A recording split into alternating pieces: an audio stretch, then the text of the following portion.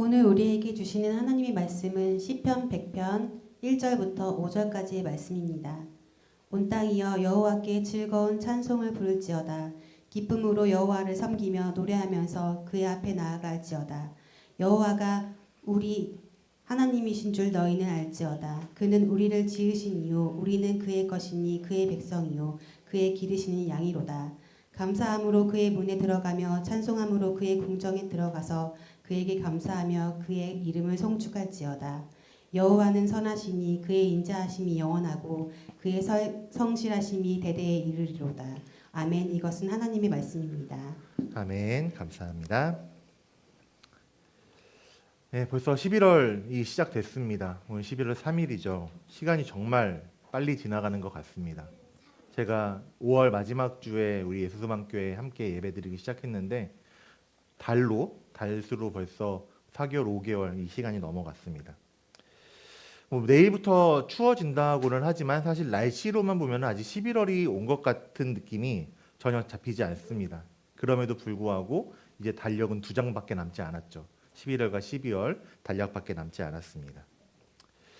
그러니까 일반적으로 우리 어른들뿐만이 아니라 학생들, 아이들에게도 이 11월과 12월은 이제 1년을 마무리하는 그런 달입니다.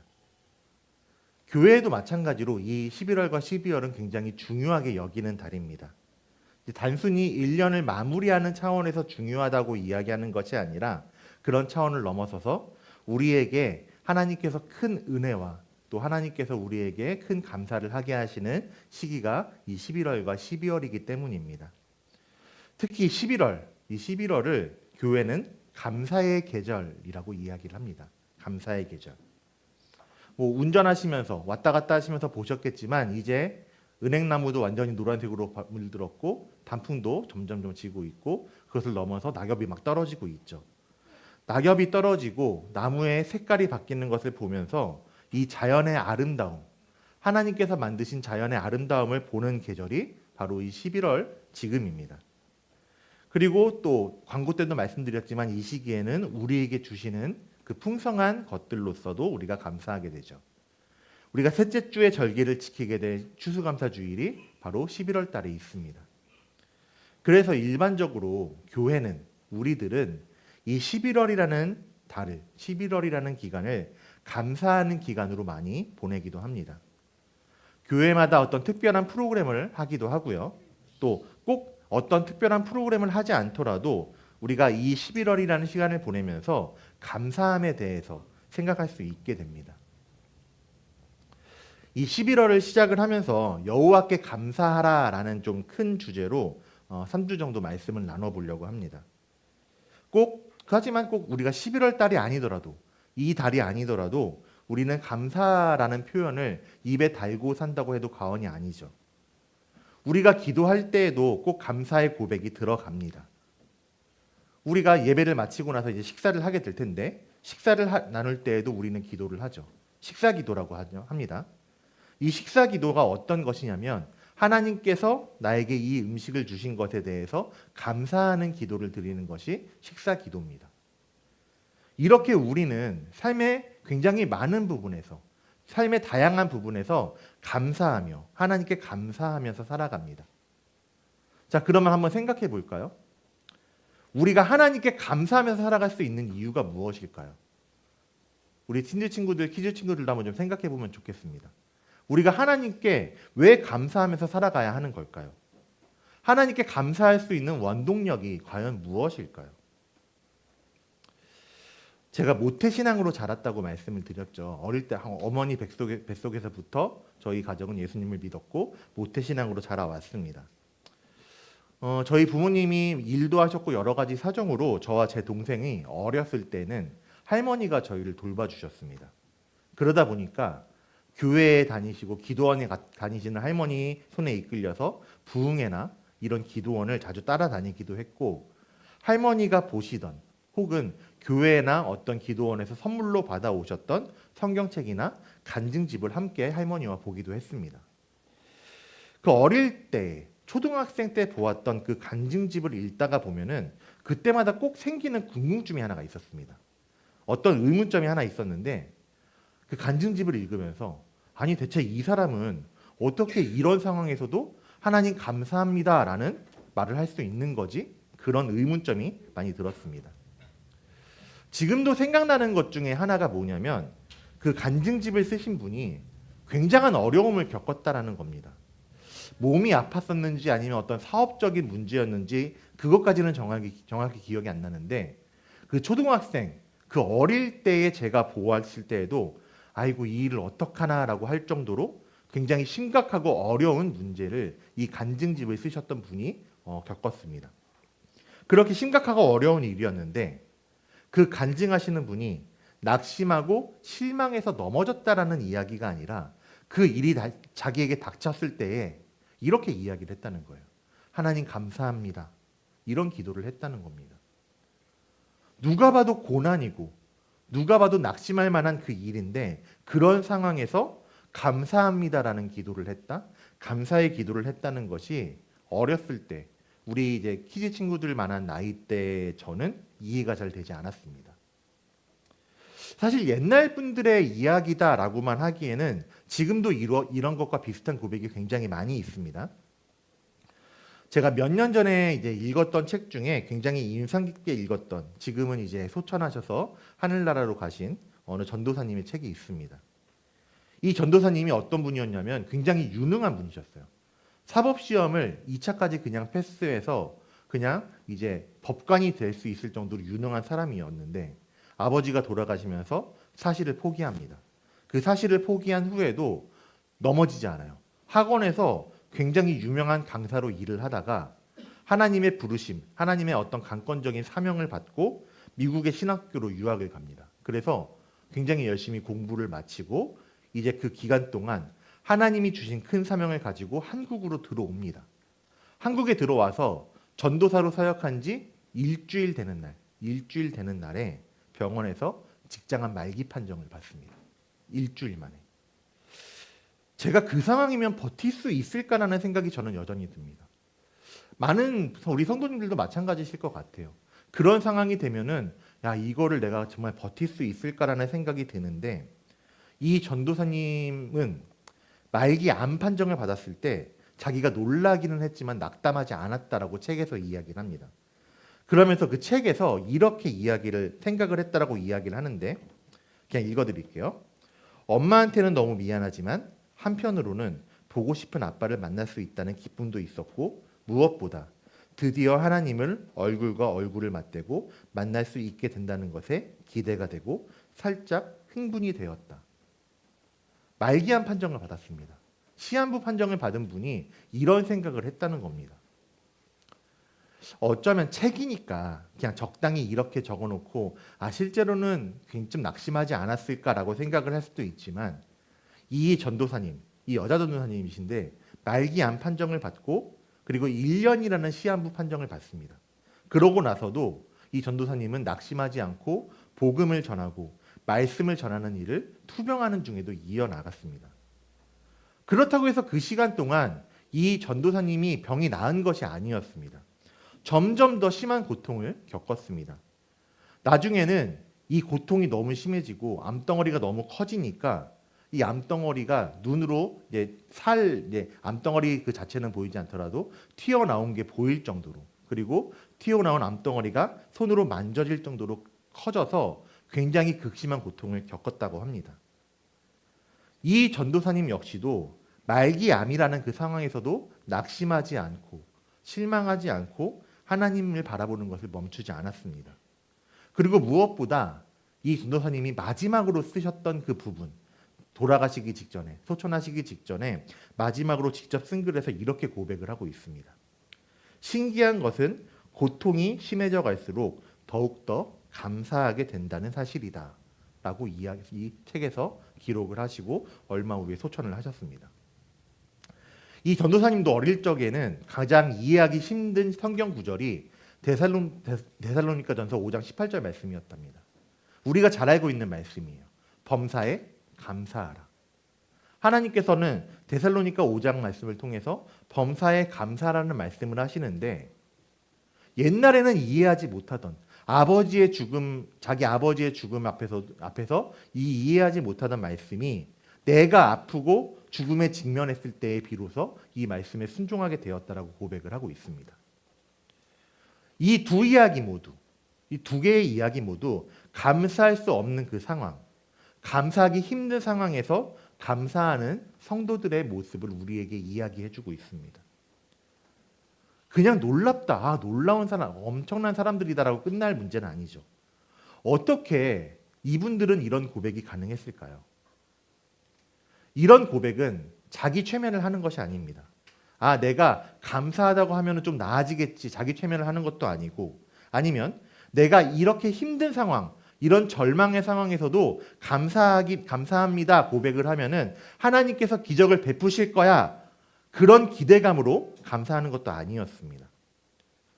이분들이, 이런 성도들이, 그 외에도 많은 성도들이 어려움과 고난에 처했을 때에도 이런 감사의 고백이 가능한 이유는 처한 상황은 똑같지만, 처한 그 어려움의 상황은 변하지 않겠지만 그 상황을 바라보는 눈, 그 상황을 접하는 마음이 바뀌었기 때문입니다. 상황의 지배를 받지 않고 그 너머에 있는 진리를 발견하게 될 때에, 그때에 비로소 감사가 시작되게 되는 것입니다. 구약 성경에 있는 하박국이라는 성경의 하박국 선지자의 고백도 이와 마찬가지입니다. 우리가 자주 부르는 찬양이 있죠. 무화과 나뭇잎이 마르고. 굉장히 신나는 찬양이고 굉장히 신나는 멜로디의 찬양입니다.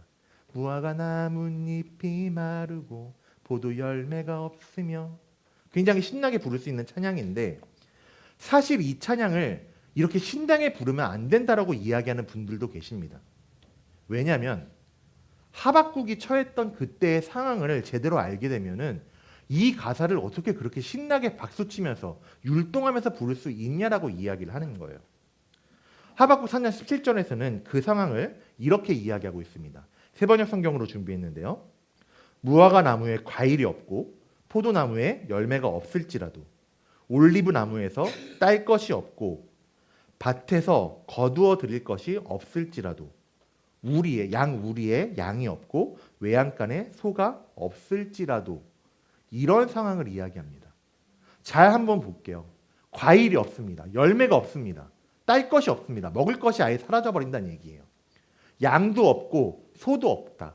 다 굶어 죽었다는 이야기입니다. 하박국의 이 이야기는 어마어마한 대재앙, 어마어마한 환란의 순간을 이야기를 합니다. 먹을 게 다 사라지고 동물도 다 죽게 되는 그런 기근의 상황, 어려움의 상황을 이야기를 합니다. 이 17절의 말씀만 보면은 정말 그 무화과 나뭇잎이 마르고라는 이 찬양을 신나게 율동하면서 즐겁게 부르는 게 잘못된 행동으로 보입니다.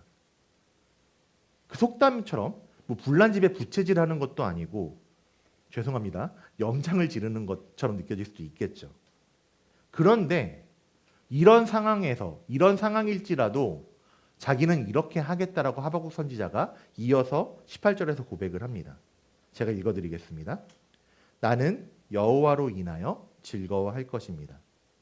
나의 하나님으로 인하여 기뻐할 것입니다. 이런 어려움, 대환란의 순간에도 나는 여호와 하나님으로 인하여 기뻐하고 즐거워하겠습니다라고 고백을 하는 겁니다. 그 상황은 바뀌지가 않습니다. 하박국 선지자에게 하나님이 보여주신 그 환상, 이스라엘의 기근이 가득하고 먹을 것이 사라지고 먹을 동물들이 다 죽게 되는 그 대환란은 변하지 않더라도, 그 상황이 바뀌지 않더라도 하박국은 여호와 하나님으로 인하여 기뻐하고 즐거워할 것이다 라고 고백을 하고 있는 겁니다. 이런 상황에서도 난 여호와로 즐거워하고 기뻐하겠습니다. 이렇게 고백하고 있는 거죠. 우리는 이런 모습, 하박국의 고백들, 그리고 아까 처음에 이야기했던 그 많은 간증하시는 분들의 고백을 통해서 이런 놀라운 사실을 하나 발견하게 됩니다. 내가 즐거워할 수 있는 순간, 내가 감사할 수 있는 그때는 다른 때가 아니라 내가 하나님을 만나는 그때에 즐거워할 수 있고 감사할 수 있다라는 사실입니다. 그리고 그것은 감사할 수 있는 사람이 대단한 것이 아니라 그 사람의 마음을 바꾸어 버리시는, 절망에 빠진 사람의 절망을 바꾸어 주시는, 절망과 슬픔을 기쁨과 즐거움으로 바꾸시는 하나님께 하나님께서 감사하게 만드신다라는 것입니다. 하박국의 그 고백처럼 내가 마음 먹어서 내가 결단해서 이제 즐거워하겠습니다라고 하는 것이 아니라 나는 여호와로 인하여 하나님으로 인하여 기뻐하고 즐거워할 수 있다라고 고백하는 것이 바로 이 간증자들의 고백이고 우리의 고백이 되어야 하는 겁니다. 죄가 사람에게 들어왔습니다. 그때부터 하나님과 사람과의 관계는 완전히 가로막히고 단절되어 버렸습니다. 우리 키즈 친구들도 키즈센터 토요일에 배웠는데 사도신경 때 고백하죠. 죄로 인해서 하나님과의 관계가 끊어진 우리들이었다고 말씀을 들었습니다. 창세기에서는 아담과 하와가 선악을 알게 하는 나무의 열매를 따먹었을 때에 그들의 눈이 밝아졌다라고 이야기를 합니다. 자, 이 이야기만 들으면 얼핏 들으면 이 사람들이 똑똑해졌다, 현명해졌다라고 볼 수가 있지만 사실 그것은 오히려 눈이 가려진 것과 마찬가지였습니다. 왜냐하면 사람들의 눈이, 아담과 하와의 눈이 그동안은 하나님만 바라보고 있었는데, 하나님께만 집중하고 있었는데 이제 더 이상 하나님을 바라보는 것이 아니라 죄를 바라보고 있고 자기의 자아를 바라보게 되었기 때문입니다. 하나님과의 관계가 가로막혔기 때문에 오히려 사람들의 눈이 가려져 버리게 된 것입니다. 그리고 그렇게 눈이 가려진 채로 하나님과의 관계가 끊어진 사람들은 끊임없이 죄를 범하고 맙니다. 사사기 21장 25절에서는 그 당시의 상황에 대해서 이렇게 기록하고 있습니다. 그때에 이스라엘에 왕이 없으므로 사람이 각기 자기의 소견에 옳은 대로 행하였더라. 자기가 생각하기에 옳은 것처럼 내가 생각하기엔 이게 맞아라고 그렇게 행동했다라고 사사기에서는 기록을 하고 있습니다.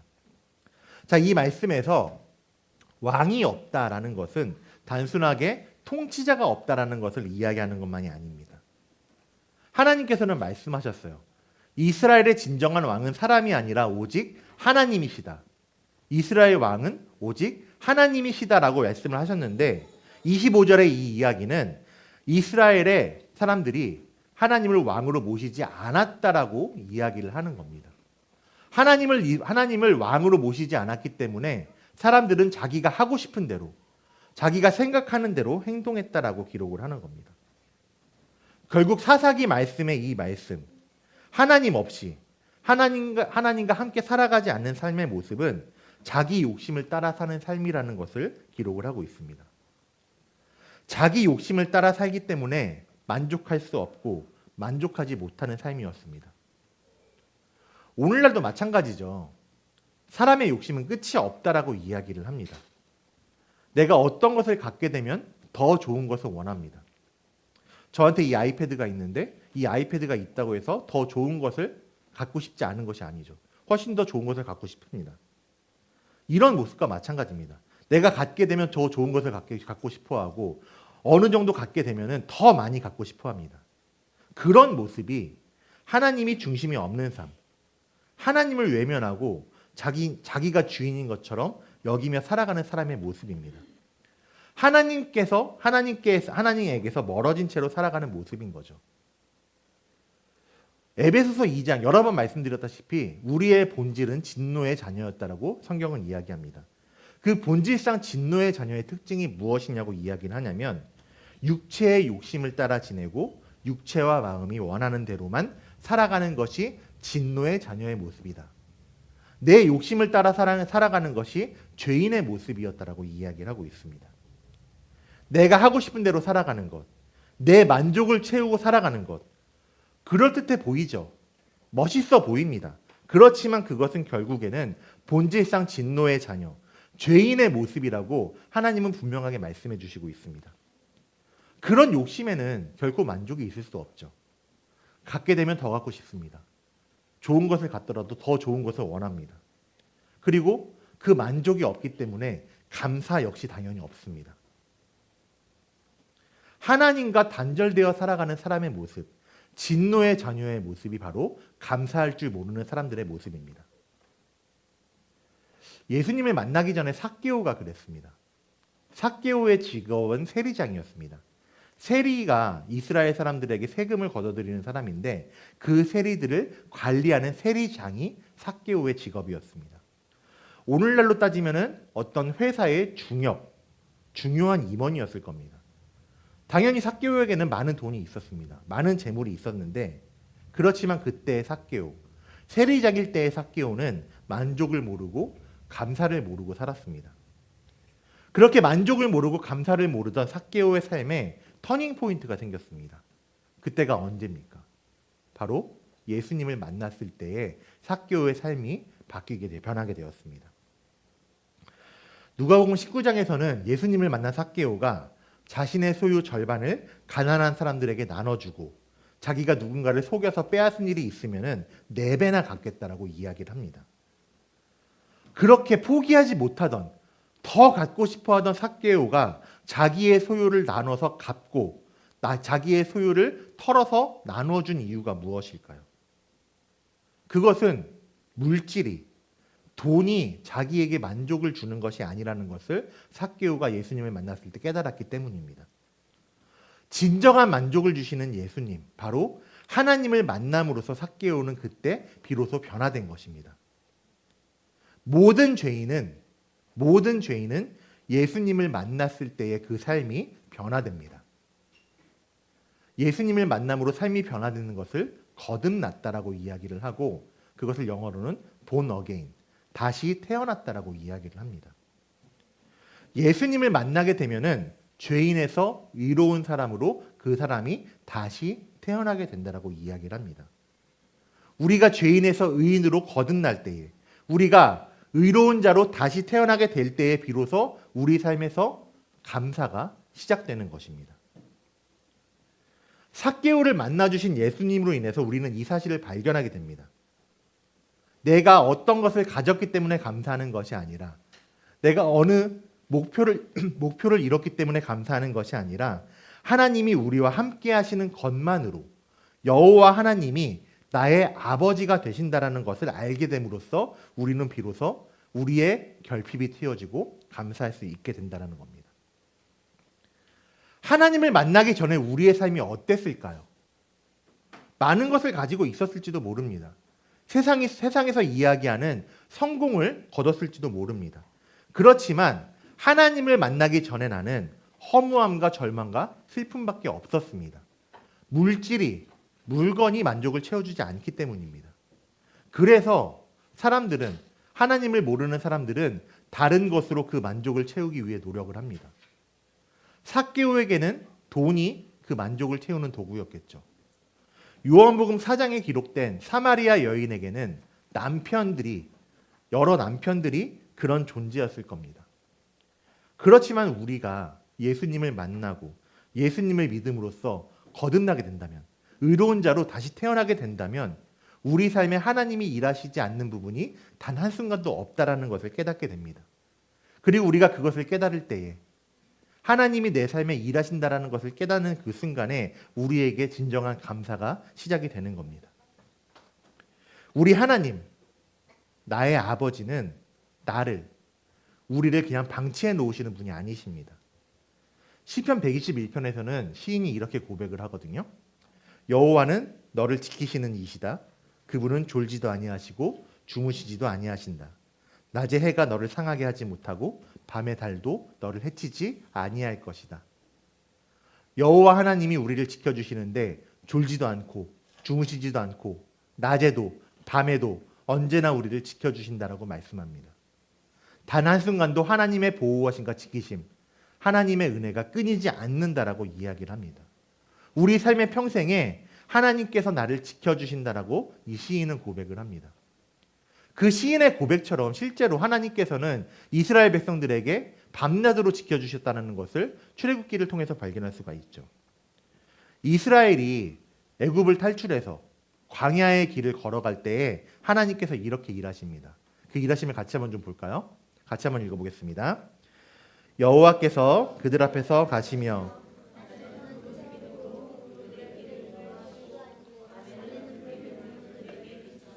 낮이나 밤이나 진행하게 하시니 낮에는 구름 기둥, 밤에는 불 기둥이 백성 앞에서 떠나지 아니하니라.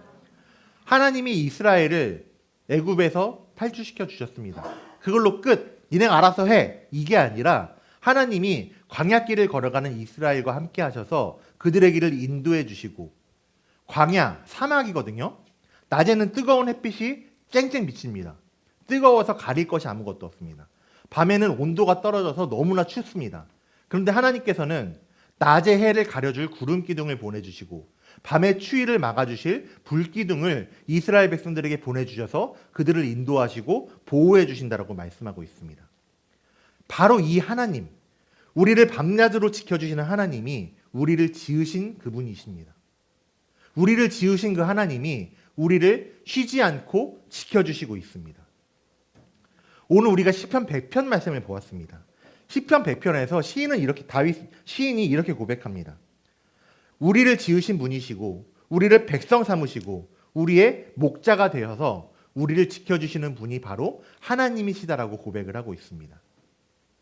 그 하나님이 우리에게 찾아오셨습니다. 죄 때문에 단절되어 있던 하나님과의 우리와의 관계를 예수님이 이 땅에 오심으로써 그리고 우리에게 그 예수님을 믿게 하심으로써 우리를 거듭나게 하시고 회복시키시고 하나님이 나의 아버지 되신다라는 그 사실을 깨닫게 하십니다. 하나님이 우리의 아버지 되신다라는 사실을 깨닫게 될 때에 우리의 삶에서 비로소 정말로 진짜의 감사가 시작되는 것입니다. 설교 초반에 나눴던 그 간증들 기억하시죠? 아픈 상황들, 목숨이 시한부 판정을 받은 그 상황에서도 감사할 수 있는 이유, 감사할 수 없을 것 같은 상황에서도 감사할 수 있는 그 이유는 그 사실이 해결되어지기 때문이 아니라 그 너머에 있는 끝내 우리의 삶에 선하게 일하시는 하나님을 바라보기 때문에 우리가 어떤 상황에서도 감사를 시작할 수 있는 겁니다. 우리들 역시 마찬가지입니다. 우리 어린이들, 학생들 역시 마찬가지입니다.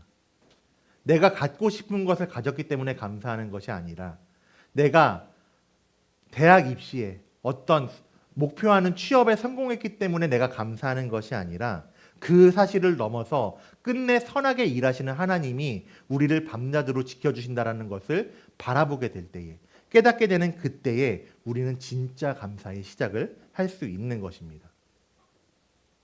끝내 승리하게 하시는 하나님, 끝내 선한 일을 이루시는 하나님으로 인하여 우리는 모든 것에 감사하며 살아가는 그 말씀대로 살아가는 시작을 살아갈 수 있게 되는 겁니다. 내가 돈을 많이 벌어서 좋은 성적을 얻어서 내가 성공해서 내가 합격해서 감사하는 것이 아닙니다.